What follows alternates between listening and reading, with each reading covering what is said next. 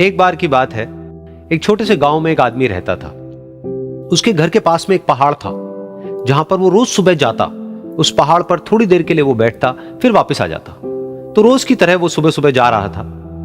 पीछे से उसका छोटा सा बेटा आया। उसने आकर के उसका हाथ पकड़ लिया और कहा कि आज मैं भी आपके साथ चलूंगा। उसने पहले तो उसको थोड़ा सा समझाया और मना किया। कहा कि जो रास्ता है वो बहुत ही छोटा है और चढ़ाई बहुत ज्यादा है, तो तुम मेरे साथ नहीं चल पाओगे। लेकिन फिर जब उस बेटे ने जिद करी तो पिता मान गया। तो दोनों पहाड़ पर चढ़ने लगे। पिता ने बेटे का हाथ कस के पकड़ा हुआ था। लेफ्ट साइड में पहाड़ थे, राइट साइड में खाई थी और रास्ता बहुत ही छोटा था।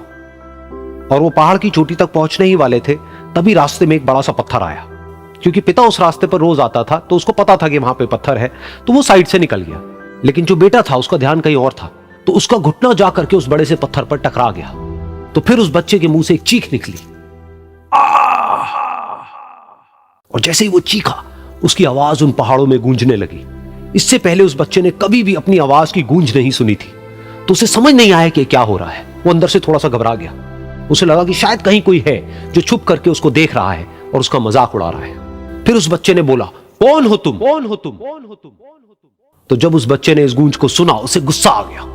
उसे लगा कि कौन है ये जो मेरा मजाक उड़ाए चले जा रहा है। फिर उसने गुस्से से कहा, मैं तुम्हें छोड़ूंगा नहीं।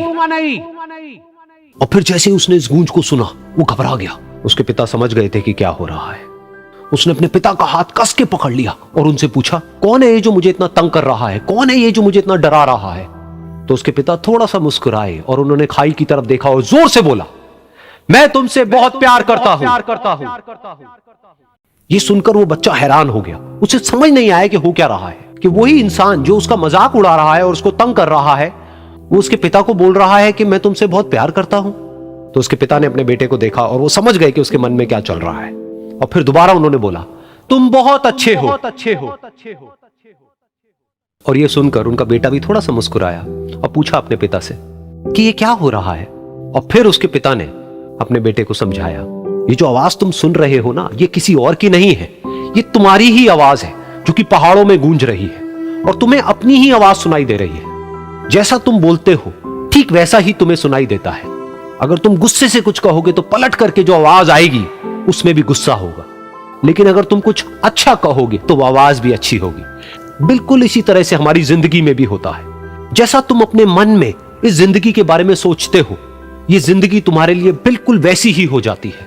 अगर तुम मन ही मन अपने आप को ये बोलते रहोगे कि मेरी जिंदगी तो बहुत ही बुरी है, तो तुम्हारी जिंदगी सच में बुरी हो जाएगी। और अगर तुम अपनी जिंदगी से प्यार करोगे तो तुम्हारी जिंदगी भी तुमसे प्यार करेगी। ये बात उस बच्चे के दिमाग में घर कर गई और फिर वो दोनों उस पहाड़ की चोटी पर गए।